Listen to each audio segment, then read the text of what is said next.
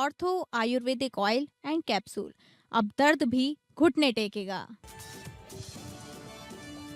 Iran के ऊर्जा ठिकानों पर हमले का डेडलाइन ट्रंप ने बढ़ाया। बोले ईरानी ऊर्जा ठिकानों पर 10 दिन हमला नहीं करेंगे।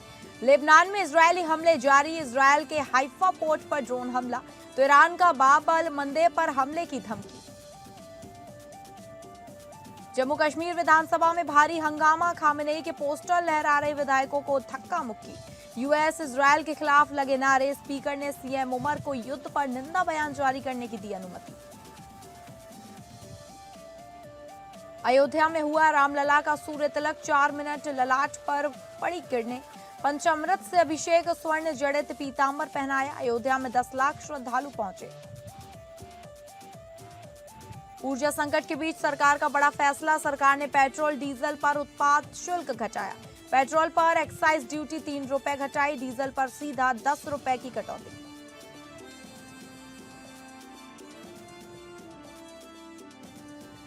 नमस्कार, आप सभी का स्वागत है टॉप अपडेट्स में और मैं हूं आपके साथ अंकिता सिंह। शुरुआत करेंगे टॉप अपडेट्स की। अमेरिकी राष्ट्रपति डोनाल्ड ट्रंप ने बताया है कि ईरान ने उनके ऊर्जा ठिकानों पर हमले न करने के लिए 7 दिन का समय मांगा था, लेकिन हमने 10 दिनों का समय दिया है, जिसकी डेडलाइन 6 अप्रैल है। मीडिया के साथ बातचीत में ट्रंप ने कहा कि पश्चिम एशिया में चल रहे संघर्ष के बीच दोनों पक्षों की राजनयिक बातचीत में ईरान ने उनकी सरकार से संपर्क कर अधिक समय देने का अनुरोध किया था। ट्रंप ने लिखा कि ईरान सरकार के अनुरोध पर उन्होंने ईरानी ऊर्जा संयंत्रों पर हमलों को 10 दिनों के लिए स्थगित कर दिया। उन्होंने कहा वार्ताएं चल रही हैं और वे बहुत अच्छी तरह से आगे बढ़ रही हैं। ट्रंप ने स्पष्ट किया कि वे फिलहाल ईरान के ऊर्जा संयंत्रों पर बमबारी नहीं करेंगे। अमेरिकी राष्ट्रपति डोनाल्ड ट्रंप ने दावा किया था कि ईरान ने 10 तेल टैंकरों को गुजरने दिया। यह उनकी तरफ से गिफ्ट है। इन टैंकरों पर पाकिस्तान का झंडा था और ईरान सबसे इससे भरोसा जीतना चाहता था। उन्होंने कहा ईरान ने भरोसा दिखाने के लिए 8 बड़े तेल टैंकरों को गुजरने दिया और बाद में 2 और भेजे। पश्चिम एशिया में जारी संघर्ष और उसके कारण उपजे ऊर्जा संकट के बीच सरकार ने बड़ा कदम उठाया है। दरअसल सरकार ने शुक्रवार को प्रति लीटर पेट्रोल डीजल पर 10 रुपए एक्साइज ड्यूटी घटाने का फैसला किया। सरकार के इस कदम के बाद पेट्रोल पर एक्साइज ड्यूटी जो पहले 13 रुपए थी वो अब घटकर 3 रुपए कर दी गई है और डीजल पर एक्साइज ड्यूटी जो पहले 10 रुपए थी अब वो 0 कर दी गई है। सरकार ने पेट्रोल पर विशेष अतिरिक्त उत्पाद शुल्क 13 रुपए से 3 रुपए प्रति लीटर और डीजल पर 10 रुपए से 0 कर दिया है। इस कटौती से ईंधन की कीमतें कम होने की उम्मीद है। पेट्रोल और डीजल पर सरकार ने स्पेशल एडिशनल एक्साइज ड्यूटी कम कर दी है। अब पेट्रोल पर एक्साइज ड्यूटी को 13 रुपए प्रति लीटर की जगह घटकर 3 रुपए प्रति लीटर कर दिया गया है।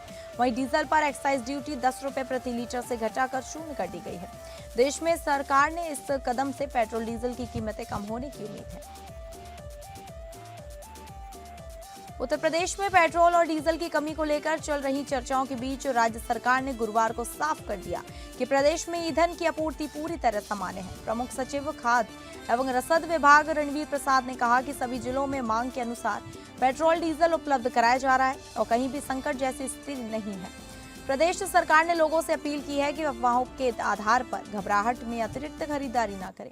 सरकार के मुताबिक हाल के दिनों में सोशल मीडिया के जरिए कुछ भ्रामक संदेश फैलाए जा रहे हैं, जिनमें ईंधन की कमी की बात भी कही जा रही है। इन सूचनाओं को गलत बताते हुए प्रशासन ने स्पष्ट किया कि यह शरारती तत्वों की हरकत है। ऐसे लोगों की पहचान कर उनके खिलाफ सख्त कार्रवाई की जाएगी।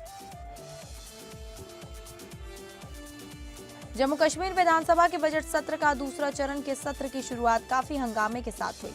सदन की कार्यवाही शुरू होते ही सत्ताधारी नेशनल कांग्रेस और विपक्षी दल भाजपा के बीच तीखी नोकझोंक हुई, जिसके चलते सदन का माहौल तनावपूर्ण हो गया। एनसी के विधायकों ने विधानसभा के अंदर ईरानी सर्वोच्च नेता अयातुल्ला अली खामेनी की मौत और यूएस इजरायल बनाम ईरान संघर्ष के खिलाफ विरोध प्रदर्शन करते हुए जमकर नारेबाजी की। नेशनल कॉन्फ्रेंस के विधायक तनवीर सादिक ने सदन में अयातुल्ला खामेनी का पोस्टर लगाया, जिसका बीजेपी विधायकों ने कड़ा रुख विरोध किया। इतना ही नहीं, विधानसभा में एनसी के विधायकों ने इजरायल मुर्दाबाद और अमेरिकी दहशतगर्दी बंद करो जैसे भी नारे लगाए। बाद में स्पीकर ने सीएम उमर को वेस्ट एशिया युद्ध पर निंदा बयान जारी करने की अनुमति दी। सीएम योगी ने रामलला का सूर्य तिलक 4 मिनट ललाट पर पड़ी किरणें।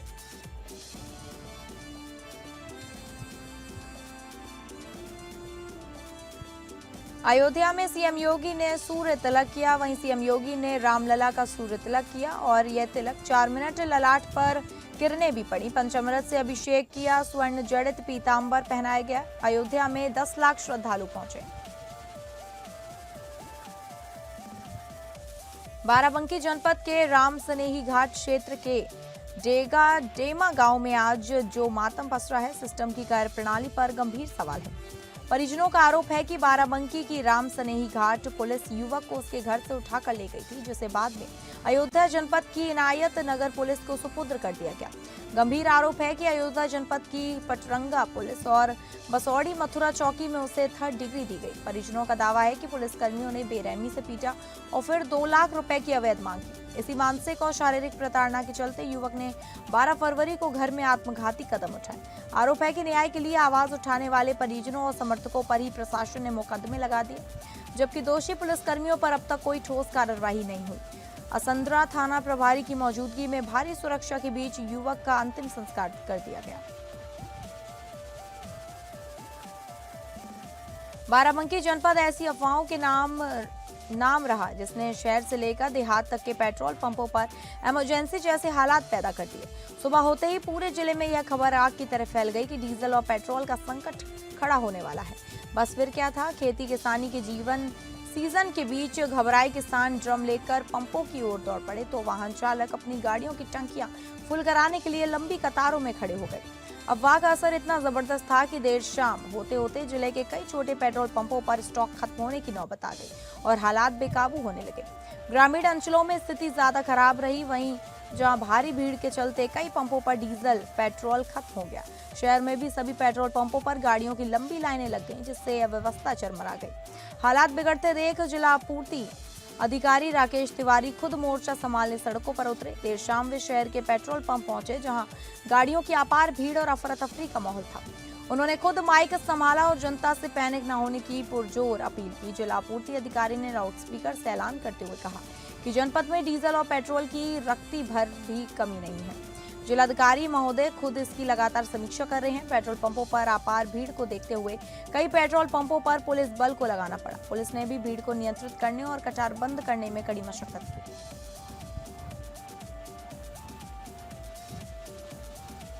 गाजियाबाद के खोड़ा इलाके से एक राहत भरी खबर सामने आई है, जहां समय रहते कार्रवाई होने से एक बड़ा हादसा टल गया। घटना यूपी गेट के पास की है, जहां 65 वर्षीय बुजुर्ग तालाब में गिरकर कीचड़ में फंस गए। बताया जा रहा है कि बुजुर्ग कुत्ते के हमले से बचने की कोशिश कर रहे थे। इसी दौरान उनका संतुलन बिगड़ गया और वे तालाब में जा गिरे। मौके पर मौजूद लोगों ने तुरंत इसकी सूचना फायर सर्विस को दी। सूचना मिलते ही फायर टीम मौके पर पहुंची और रेस्क्यू ऑपरेशन शुरू किया। फायर कर्मियों ने रस्सी के सहारे काफी मशक्कत के बाद बुजुर्ग को सुरक्षित बाहर निकाला। बाहर निकलने के बाद उसके शरीर से कीचड़ साफ किया गया और उनकी हालत की जांच की गई। कल देर रात गाजीपुर जिला महिला चिकित्सालय में स्वास्थ्य सेवाओं की बड़ी लापरवाही सामने आई है, जहां 6 साल की नाबालिग रेप पीड़िता को करीब 9 घंटे तक इलाज नहीं मिल सका। दोपहर 2 बजे मेडिकल कॉलेज के जिला महिला अस्पताल पहुंची बच्ची का उपचार रात 11 बजे तक शुरू नहीं हो पाया, जिससे परिजनों में आक्रोश फैल गया और इस खबर को सुनने स्थानीय लोग और पत्रकार मौके पर पहुंचे। चिकित्सा अधिकारियों की लापरवाही के कारण 9 घंटे तक रेप पीड़िता को इलाज नहीं मिला। 6 साल की नाबालिग रेप पीड़िता को दोपहर 2 बजे से रात 11 बजे तक इलाज के लिए भटकना पड़ा। मेडिको लीगल के नाम पर डॉक्टर्स ने तालमोल किया। महिला अस्पताल से ट्रॉमा सेंटर भेजा गया, लेकिन वहां भी इलाज शुरू नहीं किया गया। मेडिकल कॉलेज और सीएमओ के बीच जिम्मेदारी तय न होने से पीड़िता को समय पर उपचार नहीं मिल सका। घटना से नाराज परिजनों और स्थानीय लोगों ने अस्पताल परिसर में धरना प्रदर्शन शुरू कर दिया। सूचना मिलने पर प्रशासनिक और पुलिस अधिकारी मौके पर पहुंचे और स्थिति को संभालने का प्रयास किया। वहीं एसपी रूरल अतुल सोनकर ने नाबालिग के रेप की पुष्टि करते हुए बताया कि नंदगंज थाना क्षेत्र में यह घटना हुई और आरोपी नाबालिग है। केस दर्ज कर कानूनी कार्यवाही जारी है।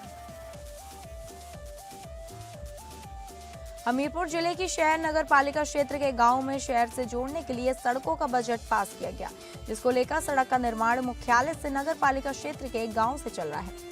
ग्रामीणों में सड़क का घटिया निर्माण किए जाने को लेकर आक्रोश है। लोगों का कहना है कि मिट्टी के ऊपर ही डामर डालकर सड़क का निर्माण किया जा रहा है, जो कुछ ही दिनों में उखड़ जाएगी। आक्रोशित ग्रामीणों ने सड़क निर्माण कंपनी के खिलाफ नारेबाजी करते हुए नियमानुसार सड़क निर्माण की मांग की। गांव से निकली सड़क के निर्माण को लेकर ग्रामीण ने विरोध कर जांच की मांग करते हुए मजबूत सड़क बनाने की मांग की। वहीं घटिया निर्माण होने के कारण कुछ ही दिनों में सड़क उखड़ जाती है, जिसके कारण क्षेत्र के लोगों को समस्याओं का सामना करना पड़ता है। झांसी के टहरौली तहसील क्षेत्र में एक भीषण अग्निकांड ने दर्जनों किसानों की साल भर की मेहनत को राख में बदल दिया। बरमपुरा और जौरी गांव में लगी इस आग में करीब 40 बीघा गेहूं की फसल जलकर खाक हो गई, जिससे किसानों के सामने रोजी रोटी का बड़ा संकट खड़ा हो गया। टहरौली तहसील के गुरसराय थाना क्षेत्र के बरमपुरा और जौरी गांव में गुरुवार को अचानक गेहूं की खड़ी फसल में आग लग गई। सूखी खड़ी फसल होने के कारण आग तेजी से फैलती गई और एक के बाद एक खेत जलते चले गए। आग लगते ही ग्रामीण मौके पर पहुंचे और बिना संसाधनों के ही आग बुझाने में जुट गए। घटना की सूचना मिलते ही पुलिस और प्रशासनिक अधिकारी मौके पर पहुंचे और हालात का जायजा लिया। अधिकारियों ने नुकसान का आकलन कर पीड़ित किसानों को जल्द मुआवजा दिलाने का आश्वासन दिया। सीपरी बाजार थाना क्षेत्र में लोक निर्माण विभाग ने नई डामर सड़क का निर्माण कराया था, लेकिन हैरानी की बात यह रही कि सड़क बनने के महज एक दिन बाद ही कुछ दबंग लोग मौके पर पहुंचे और फावड़े से सड़क को उखाड़ना शुरू कर दिया। इस पूरी घटना का वीडियो सोशल मीडिया पर तेजी से वायरल हो गया, जिसने प्रशासनिक व्यवस्था पर भी सवाल खड़े कर दिए। मौके पर मौजूद स्थानीय लोगों ने जब इसका विरोध किया, तब जाकर सड़क उखाड़ने का काम रोका गया। सूचना मिलते ही पीडब्ल्यू विभाग और प्रशासन की टीम मौके पर पहुंची और पूरे मामले की जांच शुरू कर दी। अधिकारियों ने मौके का निरीक्षण कर संबंधित जमीन मालिक को तुरंत गड्ढे के निर्देश दिए। कन्नौज में अंतर्राष्ट्रीय तनाव का असर स्थानीय स्तर पर दिखने लगा। इजरायल और ईरान के बीच चल रहे संघर्ष की खबरों के बाद पेट्रोल और डीजल को लेकर लोगों में चिंता बढ़ गई। इसी डर के चलते देर रात जिले में कई पेट्रोल पंपों पर लोगों की भीड़ उमड़ पड़ी।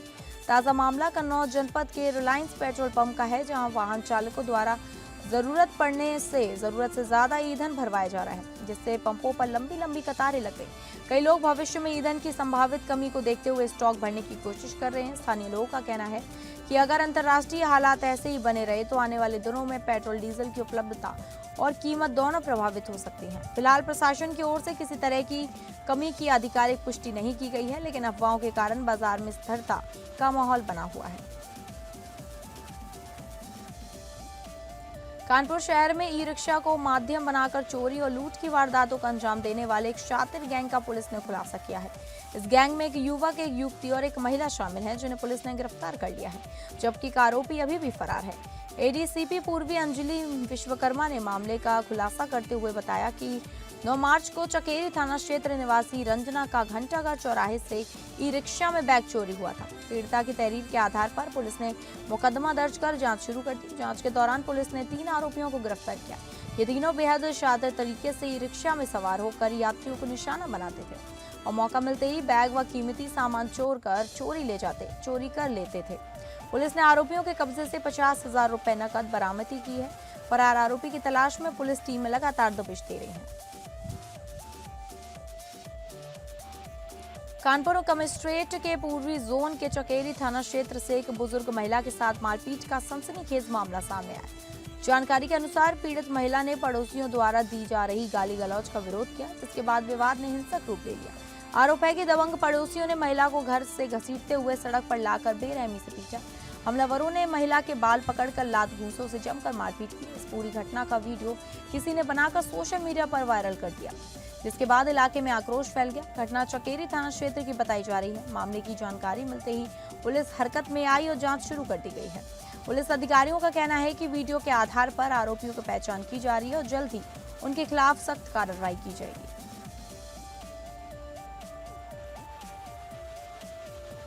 यूपी के कौशाम्बी जिले में यूपी एसटीएफ और कोखराज पुलिस की संयुक्त टीम ने बुधवार देर रात एक बड़े फर्जीवाले का खुलासा किया। कोखराज थाने के पीछे बने एक यार्ड में छापेमारी कर पुलिस ने 2 नई गाड़ियां बरामद की। पुलिस के अनुसार यह यार्ड कासिम नामक व्यक्ति ने बना रखा था।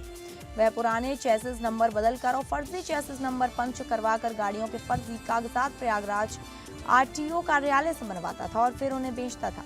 छापेमारी के दौरान पुलिस ने कासिम को गिरफ्तार किया और उसके पास से 2 ट्रक बरामद किए गए। पुलिस ने इस मामले में कुल 3 लोगों के खिलाफ मुकदमा दर्ज किया है।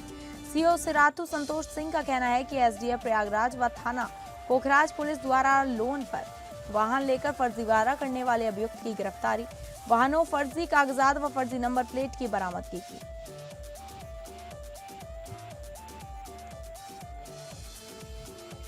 महुआ से खबर है, जहां पर प्रतियोगी परीक्षाओं की तैयारी कर रहे छात्रों ने जोरदार प्रदर्शन किया। मामला शहर कोतवाली क्षेत्र के ऐतिहासिक कीरत सागर तट का है, जहां छात्रों ने RWUA द्वारा घोषित और भेजे गए 2 लाख रुपए न मिलने पर नाराजगी जताई। छात्रों का कहना है कि RWUL की टीम ने उनके कार्यक्रम में आर्थिक सहयोग की घोषणा की थी और बाद में राशि भेजने की बात भी कही है, लेकिन अभी तक वह पैसा क्लब को नहीं मिला। इसी के विरोध में छात्रों ने प्रदर्शन करते हुए जल्द से जल्द धनराशि क्लब के खाते में जमा कराने की मांग की। छात्रों का कहना है कि उन्होंने एक क्लब बनाकर पढ़ाई का माहौल तैयार किया। इसी दौरान आयोजित एक कार्यक्रम में RWUA की टीम ने 2 लाख रुपए देने की घोषणा की। छात्रों ने चेतावनी दी कि अगर उनकी मांग पूरी नहीं हुई तो आंदोलन को और तेज किया जाएगा। शाहजहांपुर में पुलिस ने मादक पदार्थों के खिलाफ बड़ी कार्रवाई की है। यहां पुलिस ने स्मैक तस्कर की लगभग 40 करोड़ रुपए की एक दर्जन संपत्ति सीज कर दी है, जिसमें 4 आलीशान मकान, 200 बीघा जमीन, 2 शोरूम और 1 ईंट भट्ट शामिल है। फिलहाल पुलिस की कार्रवाई से इलाके में हड़कंप मचा हुआ है। दरअसल थाना कटरा कस्बे के रहने वाले स्मैक तस्कर के खिलाफ मुजफ्फरनगर में मादक तस्करी के कई मामले दर्ज थे। आज मुजफ्फरनगर पुलिस ने यहां पर तस्कर के 4 आलीशान मकान, 200 बीघा जमीन, 2 शोरूम, कई प्लॉट, 1 ईंट भट्टा समेत लगभग 1 दर्जन संपत्तियों को सीज किया, जिनकी कीमत लगभग 40 करोड़ रुपए बताई जा रही है। कार्रवाई के दौरान मौके पर भारी पुलिस पर तैनात रहा। पुलिस ने सीज की गई संपत्ति पर अपने बोर्ड लगा दिए हैं। सोनभद्र में योगी सरकार की सख्त कानूनी व्यवस्था की एक अलग ही तस्वीर देखने को मिली, जहां इस बार बुलडोजर माफियाओं के ठिकानों पर नहीं बल्कि सड़क पर दौड़ रहे उन वाहनों पर गरजा जो तेज आवाज और फूहड़ गानों से आम लोगों की जिंदगी को मुश्किल बना रहे थे। योगी पुलिस ने यातायात नियमों की अनदेखी करने वालों के खिलाफ ऐसा अनोखा अभियान चलाया जिसने पूरे प्रदेश का ध्यान अपनी ओर खींच लिया। अत्यधिक ध्वनि प्रदूषण फैलाने वाले वाहनों पर कार्रवाई करते हुए उनके बाहर लगे लाउड स्पीकरों पर बुलडोजर चला दिया। यूपी में इस तरह की यह पहली कार्रवाई मानी जा रही है।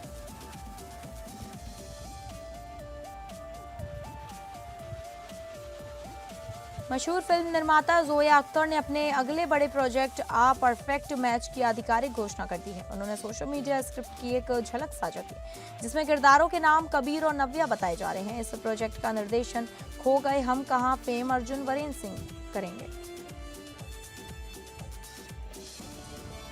अभिनेता राजपाल यादव ने अपनी आगामी फिल्म भूत बंगला के प्रमोशन के दौरान खुलासा किया है कि वह निर्देशक प्रियदर्शन के साथ कई और प्रोजेक्ट पर काम कर रहे हैं। भूत बंगला 10 अप्रैल 2026 को सिनेमाघरों में दस्तक देगी, जिसमें अक्षय कुमार और परेश रावल भी मुख्य भूमिकाओं में हैं। इसके अलावा यह तिकड़ी हैवान नामक फिल्म में भी साथ नजर आएगी।